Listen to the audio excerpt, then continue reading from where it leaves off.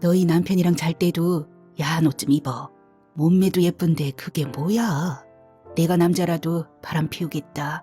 서른에 이미 인생이란 별로 재미없다는 것을 알아버렸어. 재혼할 생각은 아직 없어. 네가 이혼하겠다면 몰라도 네가 잡은 끈을 조금 풀어줘. 이혼하면 자기만 손해라고. 여자 혼자 살면 모든 사람이 얼마나 우습게 보는지 알아?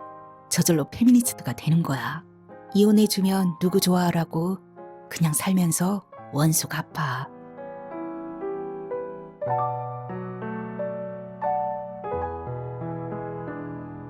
가을이 오면 김미희.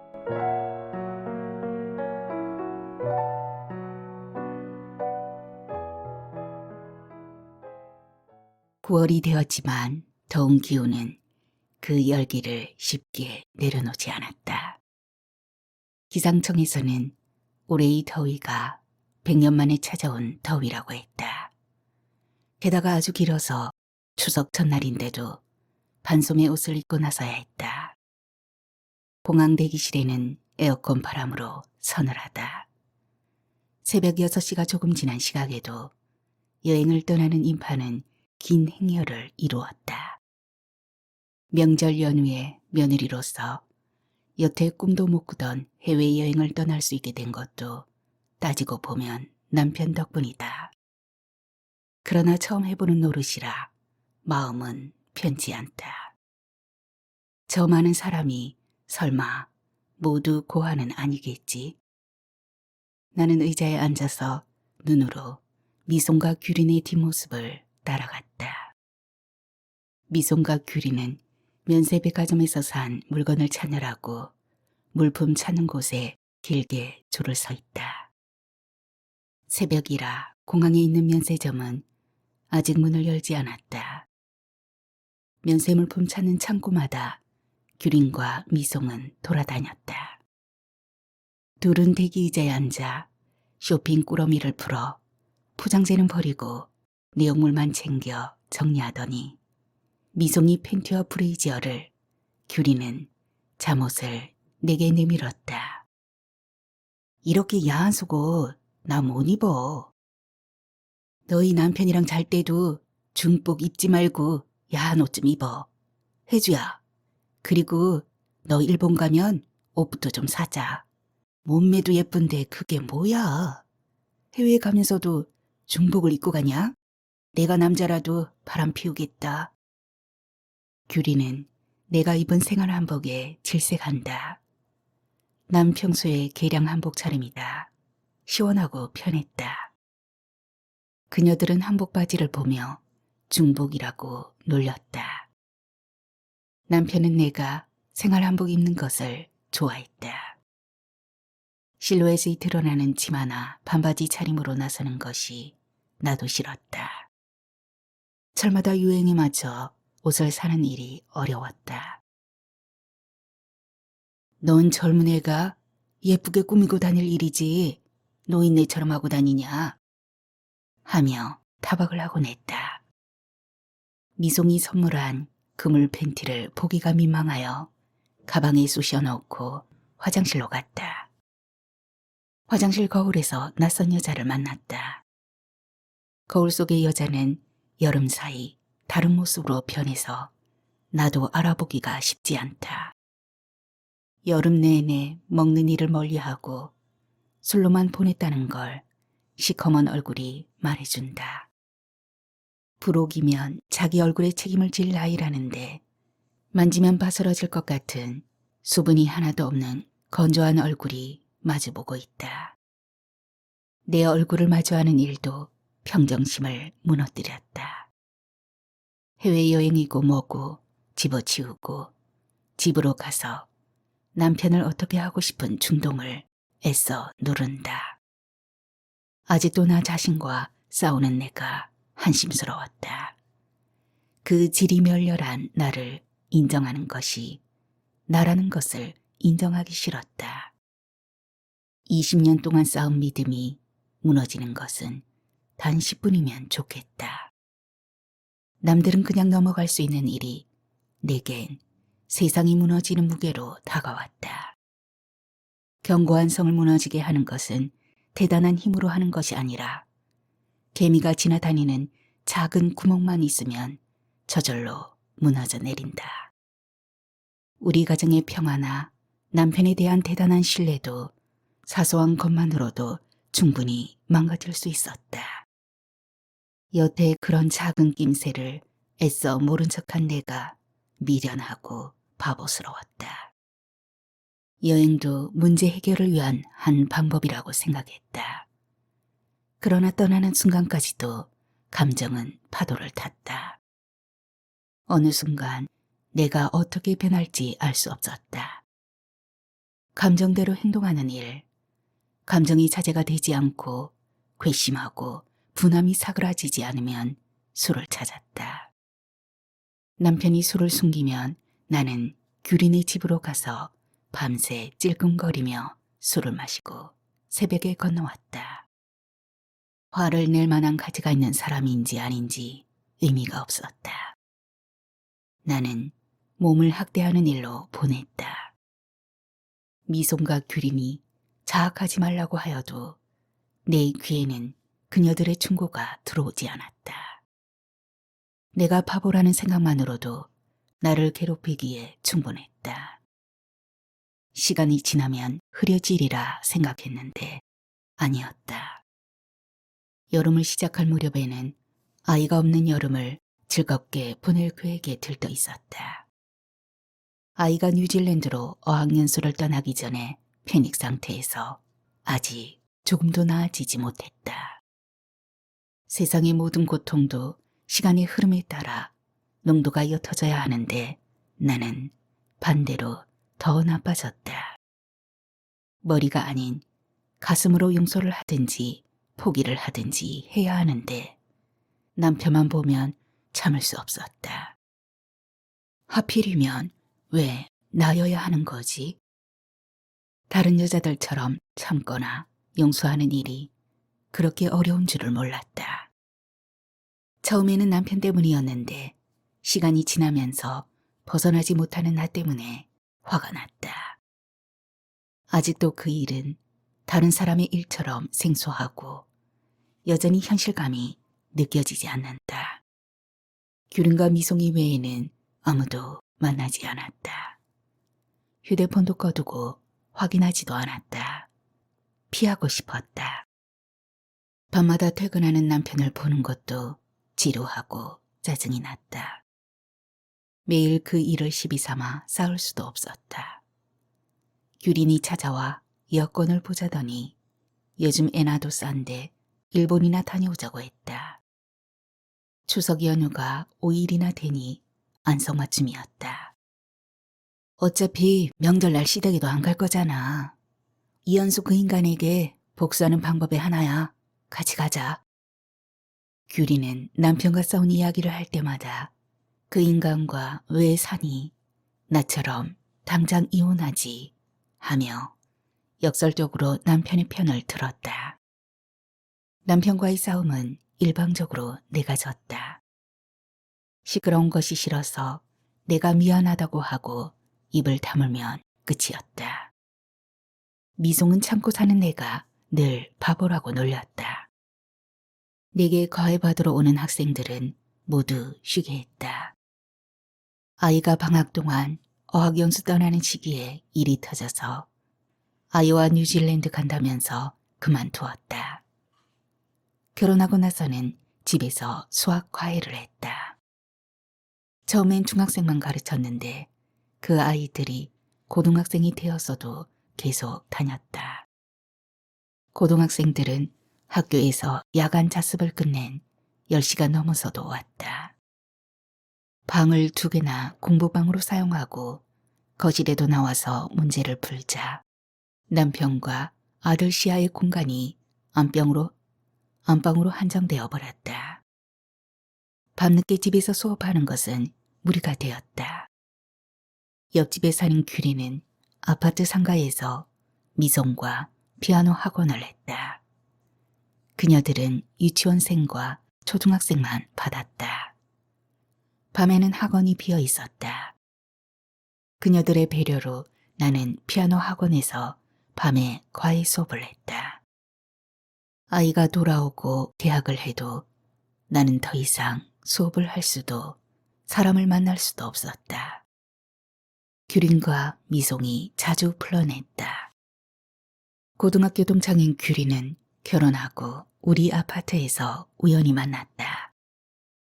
규린은 그때 이혼 후였다. 나는 아이가 겨우 둘이 지났는데 규린은 아이가 1학년이었다. 규린의 아들이 입던 옷과 장난감, 책까지 다 물려받았다. 나는 그 아이 공부를 좀 봐주고 싶었지만 강남으로 학원을 보냈다. 세종청사에 근무하는 그녀의 전 남편은 서울에 일이 있어 출장을 오면 아이를 보러 규린의 집에 들르곤 하는데 얼굴을 마주치기도 했다. 규린의 남편 인상은 참으로 선하게 생겼다. 그런 사람과 뭐가 안 맞아 이혼했냐는 질문에 규린은 고개를 저었다. 처음엔 그 인간 찾아오는 것도 보기 싫어서 집 팔아버리고 이사할까 했어. 우리 친정에서 사준 집이잖아. 내가 왜 피하나 싶어서 그냥 눌러 살았어. 8살이나 많은 그 사람이랑 결혼할 때 난 첫 남자였잖아. 아, 그 왜 있잖아. 가난한 고시생들 합격하면 옛날 애인 버리고 부잣집 딸이랑 결혼하는 거. 딱 그 케이스가 나더라고. 옛날 애인과 계속 만나고 있더라고. 상조애니 동창애니 동기애니 들어서 매일 늦고 휴일에도 나가잖아. 그쪽 공무원들이 다 그렇다고 하니 그런 줄 알았지 뭐. 알고 보니 그 인간은 그런데도 안 나가는 꽁생원이었다나. 이혼하고 책임감 하나는 있어서 양육비는 꼬박 보내주대. 월급이 오르면 양육비도 오르고. 그래봐야 애 학원비도 안 되지만.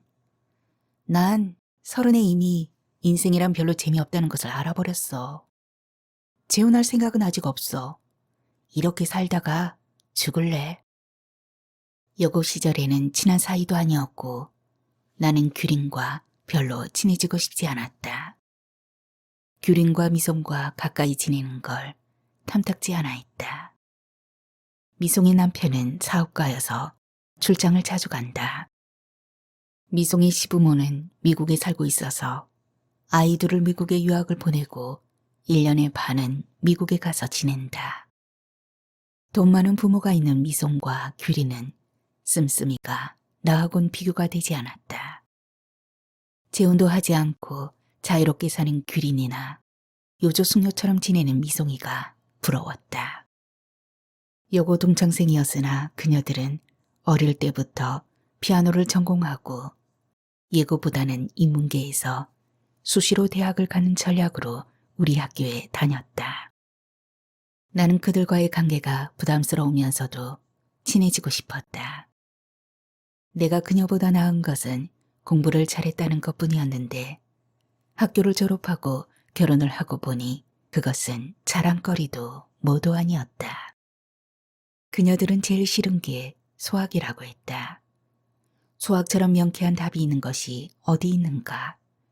답이 똑 떨어지는 세상. 나는 세상의 이치도 수학 문제처럼 정답이 있었으면 좋겠다고 생각했다. 풀어도 세상살이는 미궁이었다. 풀어도 세상살이는 미궁이었다. 가장 어려운 일 중에 하나는 나 자신에 관계된 일이면서도 타인과의 관계였다. 문제에 대해 정면으로 바라보고 다가가는 일이 두려웠다. 일단은 피하고 싶었다. 그래서 남편과의 관계도 이렇게 걷잡을 수 없이 무너진 뒤에야 나 혼자 미친 듯이 날뛰었다. 블로그에서의 이상한 글귀, 이상한 문자, 내가 조금만 눈여겨봤으면 가볍게 넘어갔을 수도 있었다. 비행기가 이륙했다. 나는 규린과 나란히 앉았다. 혜주야, 이제 너도 좀 너 자신에게 투자하면서 살아. 화내면 너만 손해야. 나도 그때 왜 신중하게 생각 못했는지 많이 후회되더라. 뭐니 뭐니 해도 나 자신이 가장 소중한 거야. 이제부터 널 위해 살아. 너 엄청 답답한 거 너도 알지? 창밖에는 바람이 부는지 구름 이동이 매우 빨랐다. 어떤 것도 머뭇거리지 않고 지나갔다. 내가 낭비하고 있는 시간도 구름처럼 흘러갔다. 서로 엉키었다가 빠르게 변하는 구름을 보는데 현기증이 났다. 내 인생도 누군가에 의해 떠밀려 간다는 생각이 들었다. 누가 이렇게 살라고 한 것도 아닌데 나 스스로 나를 가두고는 이제 그것 때문에 나 혼자 가슴을 치는 것이다. 매사에 신중하고 바르게 처신하며 살았다고 했지만 그것이 다가 아니었다. 규린아, 여태 나는 날 위해 뭘 해본 적이 없어. 지금 내가 잘하는 짓인가 막 후회가 돼. 나도 이혼할 땐 단순해서 뭐 아니면 걔 이렇게밖에 생각을 못했는데 지금 생각해보니 그게 아니더라고.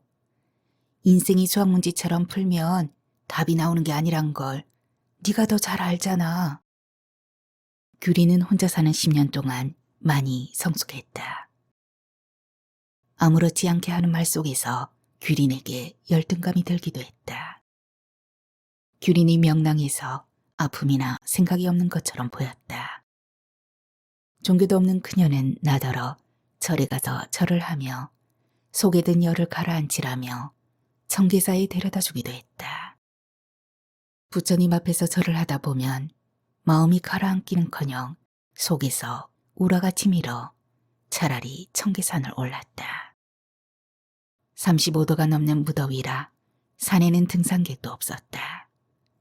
무성한 초록내음으로 숨이 막힐 지경이었다. 땀에 푹 젖어서 내려오곤 했다. 여름은 길고 악착스러웠다. 뉴스는 날마다 최고 기온으로 전력 소비량을 갱신했다고 보도했다. 기업은 휴가를 늘리고 가게는 문을 닫았다. 이상기온 때문에 이상한 범죄가 늘어났다고 했다. 사람들은 모두 더위 때문이라며 여름이 빨리 가기만을 기다렸다. 나는 열대야의 밤에도 에어컨도 켜지 않는 방 안에 갇혀 있었다. 남편은 시원한 거실로 나오라고 성화였다. 남편과 나란히 소파에 앉아 있으면 답답해서 가슴을 쥐어뜯어야 했다. 목과 겨드랑이에 땀띠가 났다. 피가 나도록 긁었다. 팔이나 목에 울긋불긋하게 깊이 상처가 패이는 쾌감이 견디는 일이라 여겼다. 언젠가는 산산이 흩어져 시간의 어둠 속으로 사라질 것이다. 나 자신의 한계점에 닿기 위해 감정을 참고 참았다. 해결책이 아닌 줄 알면서 그 순간을 견디는 방법의 하나는 술이었다. 참을 수 없는 밤이면 술을 마셨다. 남편도 말라갔고 나의 몸도 말랐다. 남편을 서서히 말려서 죽이고 싶었다. 그러나 남편보다도 내가 먼저 지쳐가고 있었다. 명절날 남편만 두고 해외여행을 가는 것은 나름대로 통쾌한 일이었다. 아이는 전날 밤 친정에 보냈다. 아무것도 모르는 엄마는 착한 사위, 좋은 사돈이라며 감격했다. 새벽 4시에 주섬주섬 가방을 챙겨 나오는데 남편이 물었다.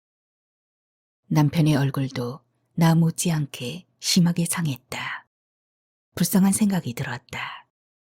저러다 자신을 못 이기고 자살이라도 하면 내가 얼마나 후회할까 하는 생각이 아주 짧게 스쳐 지나갔다. 자살을 하려면 내가 해야지 하는 반감이 생겼다. 남편 스스로 초래한 결과였지만 나는 그 일이 실수라고 믿고 싶었다. 나를 조금이라도 배려했다면 설령 들켰어도 거짓말이라도 해야지. 그 여자와는 사랑이 아니었다고 변명이라도 했으면 내가 덜 비참했을 것이다. 어디가? 일본. 내일이 추석인데 내일이 추석이라서 가는 거야. 내가 당신 집에 가서 목을 메고 죽을 것 같아서 살려고 가는 거야. 낮은 목소리로 이죽거리고 나왔다. 이제 시댁도 가고 싶으면 가고 가기 싫으면 안 갈 작정이었다. 명절날 집에 있으면서 시댁을 안 가기는 어려울 것이다. 아이와 남편이 같이 가자고 사정하면 아무 일 없었다는 듯이 가서 위약을 떨고 와야 할 것이다. 규린이 여행을 제안한 것이 현명하고 고맙게 여겨졌다. 나리타 공항에 내리니 겨우 오전 8시 반이었다. 일본도 덥기는 마찬가지였다. 땀을 뻘뻘 흘리며 그녀들만 따라다녔다. 그녀들은 휴대폰으로 길을 찾고 택시를 불렀다. 나는 한국에서도 그런 걸 할 줄 모른다. 우린 하코네로 가는 기차를 탔다. 기차 안에서 규린과 미송은 도시락을 먹었다. 나는 뒷자리에 혼자 앉았다. 미송이 물과 도시락을 들고 와 내 곁에 앉아 다 먹는 것을 보고 제자리로 갔다. 나에게 마음을 다해주는 두 여자를 보고 있으니 조금 위안이 되었다. 하코네의 노천탕은 아담하고 작아서 우리 셋이 자리를 차지하고 앉으니 맞춤이라며 깔깔거렸다. 노천탕에서 온천욕을 하는데 비가 내렸다. 머리는 시원한 비를 맞으며 따뜻한 온천물에 몸을 담그고 앉아 그냥 이대로 눈 감고 싶었다. 집착하지도 말고 미워하지도 말고 남편도 나도 놓아버리고 싶어졌다. 백배 천배의 절을 해도 가라앉지 않던 마음이 아주 조금 편해졌다. 쏟아지는 비에 모든 것을 씻겨내리는 듯한 마음이 들었다. 마음을 비우기로 했으니 내 안에 있는 분노여 더는 싹을 틔우지 말아라. 눈물이 주체할 수 없이 흘렀다. 미송이 나를 껴안고 같이 울었다. 미송의 피부는 희고 고왔다. 규린이 운동으로 관리된 몸매라면 미송은 자연적으로 희고 부드러운 피부였다. 나는 미송의 감촉이 싫어 슬그머니 팔을 빼냈다. 얘네들이 스트레스 풀자고 일본까지 와서는 하는 짓 봐라. 미송이 넌 또 왜 그래? 규린이 손으로 바가지를 만들어 미송에게 물을 뿌렸다. 2년 전에 우리 남편도 바람을 피웠어. 그때는 못 살겠더니 지금은 아무렇지 않잖아. 혜주야, 인생은 정답이 없어. 네가 이혼하겠다면 몰라도 이쯤에서 네가 잡은 끈을 조금 풀어줘. 그 얘기를 왜 이제 해? 규린이 펄쩍 뛰며 화를 냈다. 말하면 네가 어쩔 건데. 미송의 목소리에는 담담함이 실려 있었다. 어쩌다 지나가는 남의 이야기인 양. 너도 말했잖아. 이혼하면 자기만 손해라고. 그런데 내가 왜 이혼해? 이혼도 안 할 거면서 동네방네 소문내리? 제가 저렇게 크레물린이라니까 어쩜 미송이 쟤는 나한테도 말 안 하냐? 규린이 화가 난 듯이 말했다. 평생 말하고 싶지 않았어. 자랑거리가 아니잖아. 미송은 우리 남편만은 아닌 줄 알았다. 그것은 남편을 믿어서가 아니라 일이 터졌을 때 내가 감당할 일이 두려워서 아예 그쪽으로 생각을 안 하고자 했다. 그렇게 나에게나 남편에게 주문을 걸면 그렇게 될 것이라 여겼다. 막연한 두려움을 이기는 나의 방식이었다. 그래도 사건은 터졌고 나도 모르는 내 안의 광기와 싸웠다. 못 견디게 답답해서 혼자서 집어던지거나 소리를 지르며 이렇게 미쳐버리는 것이 아닐까 두렵기도 했다. 자기 내면을 들여다보는 일은 두려웠다. 남과는 다른 그 무엇이 있을 거라 여겼던 그런 참한 구석이라고는 없었다. 나 자신에게마저 솔직하지 못한 인간이 나였다. 하루하루를 건성으로 살았다. 그 어느 것에도 집중하지 못하는 일종의 불안한 날들이었다. 미송은 이성적이어서 어느 한 곳으로도 치우치지 않는 중도에서 충고했다. 그녀의 말을 듣고 있으면 완벽한 이중생활을 한 내 남편만큼이나 얄미웠다. 인정하고 싶지 않아 끝까지 우기다가 결국에는 인정하고야마는 초라함을 그녀는 알까? 아니 그녀는 그 심정까지 다 한다는 표정과 말투까지 가지고 있었다. 나의 마지막 치부까지는 말하고 싶지 않았지만 아니 말할 생각이 없었다. 규리는 하고 싶은 말이 있으면 참지 못하고 솔직한 편이다. 너희 부부관계부터 개선해야 해. 여태껏 너희 집에선 네 목소리 한 번 안 들리더라. 이연수 그 인간 소리만 들리고 이제야 네 목소리가 들리겠군. 그래봐야 어디 소리는 몇 번 지르기는 했겠어? 혼자서 눈물이나 질질 짜고 자기 가슴이나 치고 말겠지. 규리는 옆집에 살아서 우리 집안 사정을 더 잘 안다. 그녀는 먼저 겪은 것뿐만 아니라 더 지혜로웠다. 미송아, 너는 그 분노를 어떻게 이겨냈니?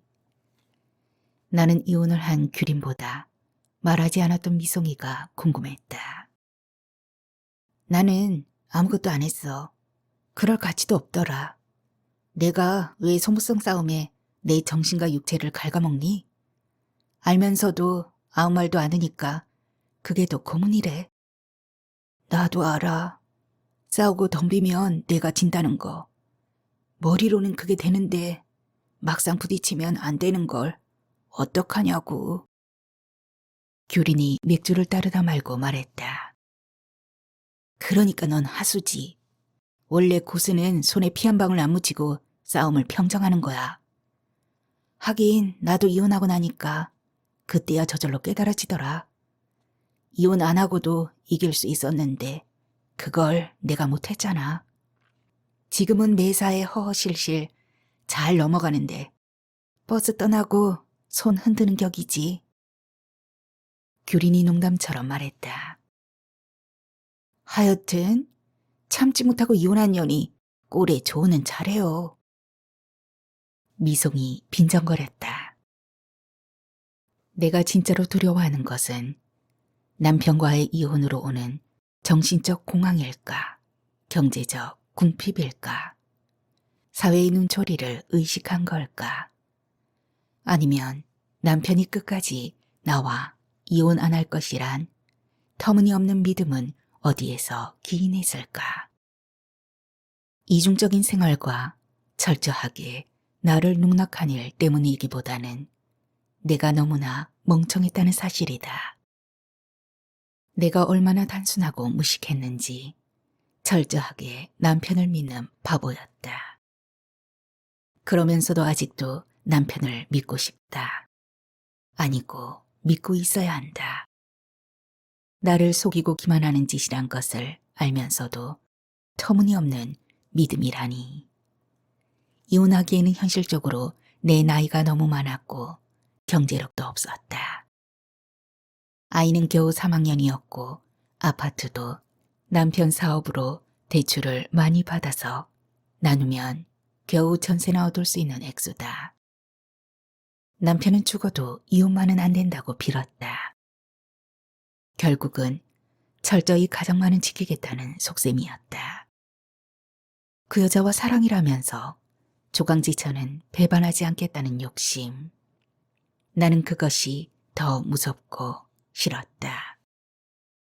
남편이 사귄 여자가 1명이건 10명이건 내겐 중요하지 않았다. 그 사람이 다른 여자를 더 사랑하고 애틋한 감정이 있다는 사실을 확인한 것만으로도 우리 신뢰는 이미 끝이 난 것이다. 그런 상태에서 아이를 매개로 부부라는 틀을 묶어두는 결혼이라는 제도가 어이없을 뿐이었다. 규린과 미송도 나의 이혼에 반대했다. 여자 혼자 살면 모든 사람이 얼마나 우습게 보는지 알아? 저절로 페미니스트가 되는 거야. 이혼해주면 누구 좋아하라고 그냥 살면서 원수 갚아.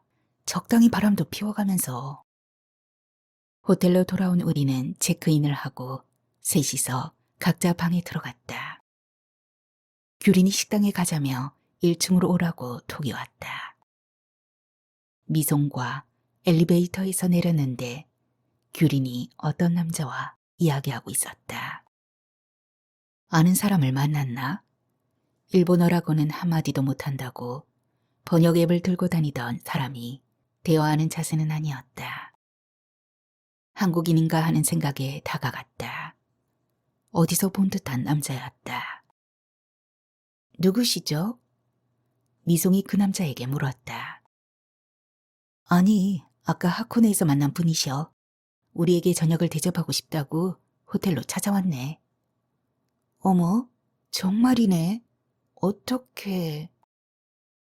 미송이 묻자 규린이 휴대폰을 들어 보였다.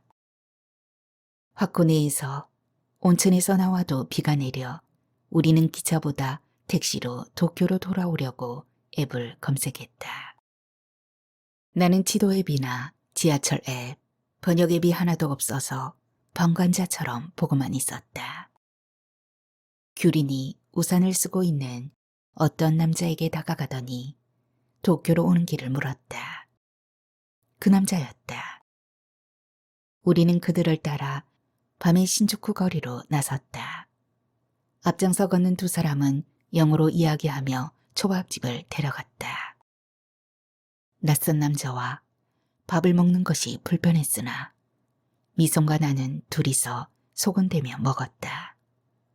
2차로 맥주까지 마시고 헤어졌다. 호텔로 돌아오는 길에 미송은 규린의 능력을 놀렸다. 맥주를 마신 탓에 자다가 소변을 보려고 2번이나 잠에서 깼다. 아직 새벽 3시였다. 다시 잠이 오지 않았다. 나는 1층에 있는 호텔의 작은 정원으로 갔다. 한국에는 오늘이 추석이다. 동경의 하늘엔 달도 별도 볼 수가 없었다. 밤 풍경이 바람에 흔들렸다.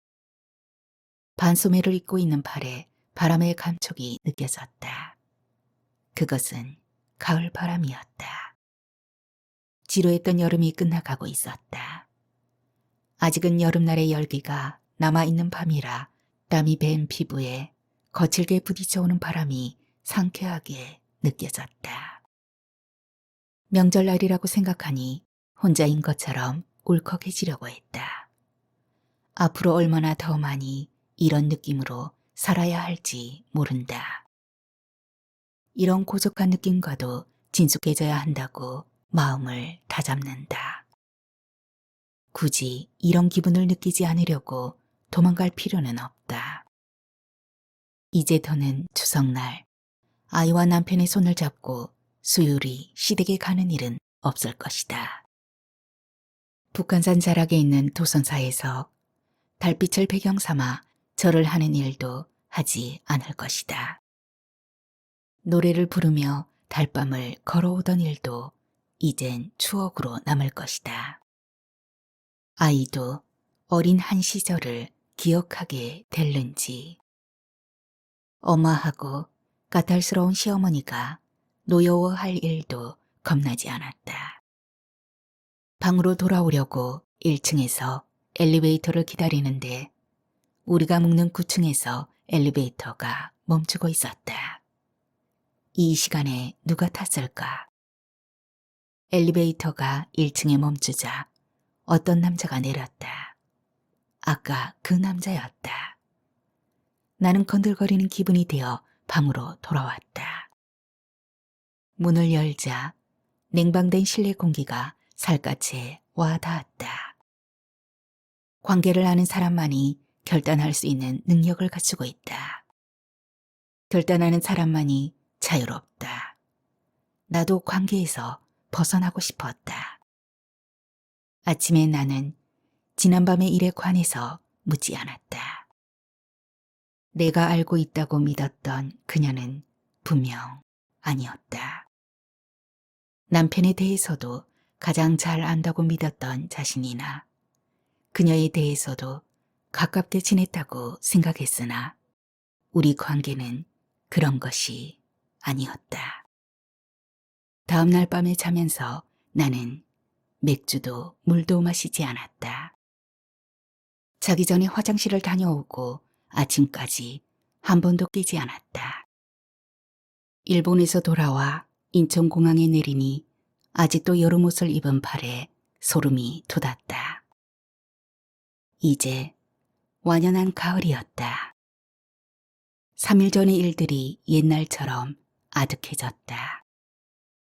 남편과의 관계도 그녀처럼 무심하게 대할 수 있을 것 같았다. 조금 어른이 된 것 같았다.